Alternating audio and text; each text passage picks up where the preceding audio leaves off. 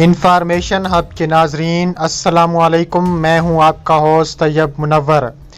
دوستو، آج کی ویڈیو میں ہم آپ کو بتائیں گے کہ بھارت اور چین کی خطرناک جنگ ایٹمی جنگ تک پہنچ گئی۔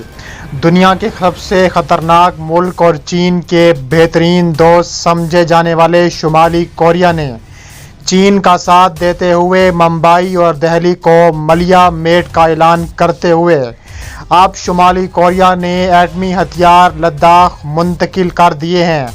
کیسے شمالی کوریا کے صدر کم جونگ ان نے مودی کو قتل کرنے کا منصوبہ بنا لیا۔ پاکستان کا نمبر 1 چینل انفارمیشن ہب آپ کو یہ بھی بتائے گا کہ شمالی کوریا کے ڈکٹیٹر کم جونگ ان چین پہنچ چکے ہیں اور بھارت کو یہ سن کر بھارت کی نیندیں حرام ہو گئیں۔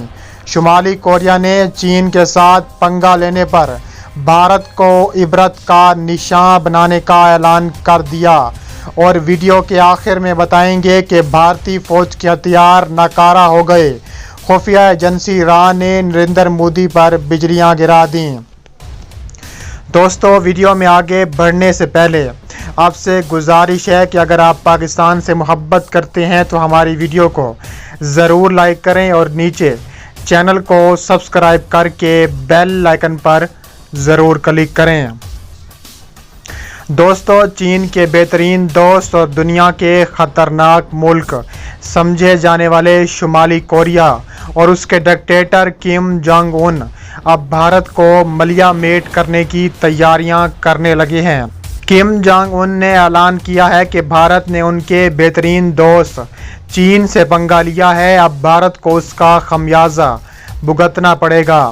اب کم جونگ ان نے اپنے ایٹمی ہتھیار لداخ منتقل کر دیے ہیں اور ایٹمی ہتھیاروں کو ریزرویشن موڈ میں آن کر دیا ہے۔ کہا جا رہا ہے کہ پہلے مرحلے میں کم جونگ ان نے 20 ایٹمی ہتھیار لداخ منتقل کر دیے ہیں اور کسی بھی وقت بھارت کے کسی شہر کو تباہ کرنے کے لیے ایک ایٹمی ہتھیار کافی ہوگا۔ کم جونگ ان نے ساتھ ہی چین کے دورے کا اعلان کرتے ہوئے وہیں سے انڈیا کو نشانہ بنانے کا فیصلہ کر لیا اور کم جونگ ان اب چین پہنچ چکے ہیں۔ کم جونگ ان کا کہنا ہے کہ بھارت باز نہ آیا تو ممبئی، دہلی، کولکتہ، ناگپور سمیت بھارت کی تمام ریاستوں کو ملیہ میٹ کر دیں گے۔ دوسری جانب شمالی کوریا کے صدر چین پہنچ چکے ہیں اور شمالی کوریا کے صدر نے مودی کو قتل کرنے کا منصوبہ بھی بنا لیا ہے۔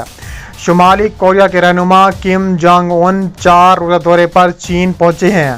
یہ اس وقت چین پہنچے ہیں جب بھارت اور چین کی کشیدگی عروج پر پہنچ چکی ہے، جہاں انہوں نے چینی صدر سے ملاقات کی ہے اور یقین دہانی کروائی ہے کہ شمالی کوریا چین کے ساتھ کندھے سے کندھا ملا کر کھڑا ہوگا۔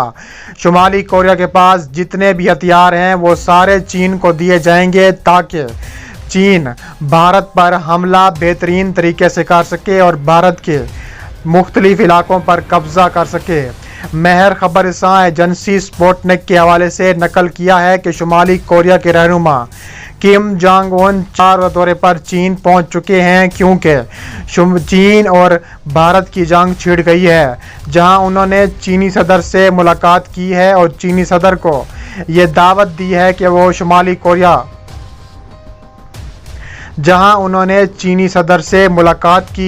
اطلاعات کے مطابق شمالی کوریا کے رہنما کم جونگ ان نے چینی صدر کی دعوت پر چین کے 4 دورے پر بیجنگ پہنچے، جہاں انہوں نے شی جن پنگ سے ملاقات کی۔ شمالی کوریا کے رہنما اپنی اہلیہ اور آرا عہدیداروں کے ساتھ چین میں قیام کریں گے۔ ذرائع کے مطابق شمالی کوریا کے رہنما کم جونگ ان کا دورہ چین کا مقصد بھارتی دراندازی ہے جو بھارت چین کے خلاف لداخ میں استعمال کر رہا ہے، اور دوسرا مقصد یہ ہے کہ امریکی صدر ڈونلڈ ٹرمپ کے ساتھ جو اب ملاقات ہونی ہے اس کے حوالے سے بھی بات چیت کی جائے گی۔ اس کے علاوہ شمالی کوریا کے رہنما کم جونگ ان نے ان عالمی پابندیوں میں نرمی کے لیے بھی بیجنگ کی مدد چاہتے ہیں۔ چینی صدر شی جن پنگ نے شمالی کوریا کو ایسے ہتھیار بھی دینے کا اعلان کر دیا ہے جو وہ امریکہ سے मुकाबला करने के लिए लड़ सकें। दोनों लीडरों ने अपनी गुफ्तगू में स्ट्रेटेजिक राब्तों के मज़ीद बेहतर बनाए जाने को वक्त की अहम तरीन ज़रूरत करार दे दिया। चीनी सदर ने वाज़े किया कि बीजिंग हुकूमत शुमाली कोरिया की सफारती हमायत के साथ साथ तिजारती रवाबित बढ़ाने के अलावा उसे हर मुमकिन इमदाद भी फराहम करेगी। इस मीटिंग में फैसला किया गया कि चीन भारत की तबाही के लिए शुमाली कोरिया का सहारा लेगा। शुमाली कोरिया के तानाशाह राजी हो गए हैं कि वो भारत को कितनी जगहों से निशाना बनाएंगे। किम जोंग उन ने इक़्तिदार संभालने के बाद सबसे पहले जिस गैर मुल्की हुकूमती सरबराह से मुलाकात की थी वो भी शी जिनपिंग ही थे। चीन और शुमाली कोरिया ने सफारती ताल्लुकात के 57 बरस मुकम्मल होने के मौके पर प्योंगयांग में दोस्ताना ताउन और इमदाद के मुआहदे पर दस्तखत किए।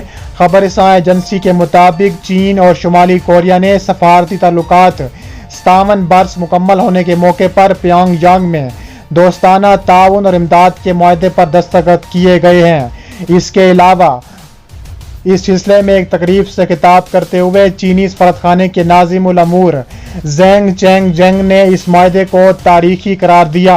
उन्होंने कहा है कि शुमाली कोरिया और चीन की दोस्ती बहुत पुरानी है जिसे दोनों मुल्कों के रहनुमा मज़ीद मुस्तहकम करेंगे। कभी सर्जिकल स्ट्राइक के बड़े दावे तो कभी क्लाउड थ्योरी की बेपनाह की उड़ानें।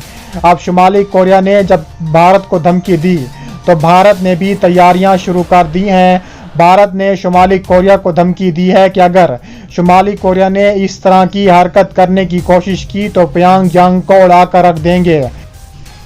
भारत के वजीर आज़म मोदी ने किम जोंग उन को खतरनाक करार देते हुए कहा है कि अगर किम जोंग उन ने ऐसी कोई हरकत की तो किम जोंग उन अपने मौत को सामने देखेगा। इसके अलावा हमसायों को धमकियां देने वाला भारत के पास मौजूदा असला नकारा निकला। अपनी ही फौज गोला बारूद चलाने से डरने लगी।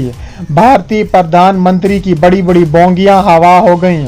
भारत की फौज खुद ही क्लाउड थ्योरी का शिकार हो गई। भारतीय फौज में हादसात एक मामूल बन गए।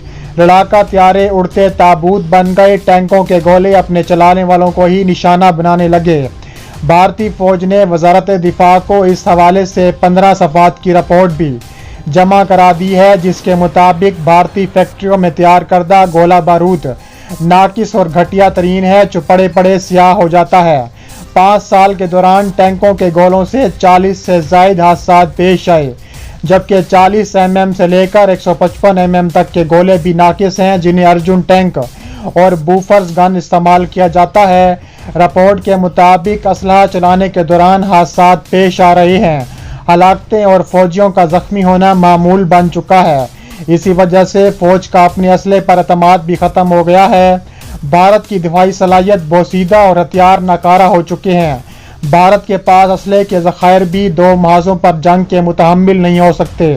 मगर मोदी सरकार ने गुज़िश्ता 5 बरस में इस मसले पर कोई तवज्जो नहीं दी। यहाँ तक कि भारत एक जौहरी ताकत होने के साथ साथ खला में भी कदम रख चुका है। मगर दिफाई सलाहियत का ये आलम है कि भारत ने 1980 में लड़ाका हथियारों की मुल्क में तैयारी के जिस मंसूबे का आगाज़ किया था आज भी फाइटर जेट के पुर्जा जात दरामद किए जाते हैं और दिफाई बजट GDP का महज 2.4% है। बीजेपी तमाम तर तवज्जो अपनी अक्सरियत के समाजी और सकाफती मंशूर की बढ़ोतरी के लिए इस्तेमाल कर रही है ताकि अपने हिंदुत्व के अज़ाइम को पाए तकमील तक पहुंचा सके।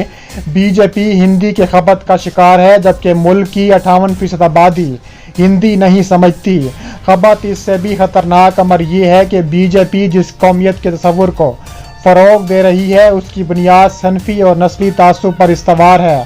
ज़ात पात पर सवाल उठाने की गुंजाइश वही ख़त्म कर दी गई है जिसकी वजह से निचली ज़ात वाले हिंदुओं पर तशद्दुद के वाक़यात में ख़तरनाक हद तक इजाफा हो गया है। दिल्लतों के खिलाफ पुरतशद्दुद वाक़यात की तो हुकूमत सरपरस्ती कर रही है जबकि भारत में बसने वाले 20 करोड़ मुसलमानों की हालत निहायत काबिल रहम हो चुकी है।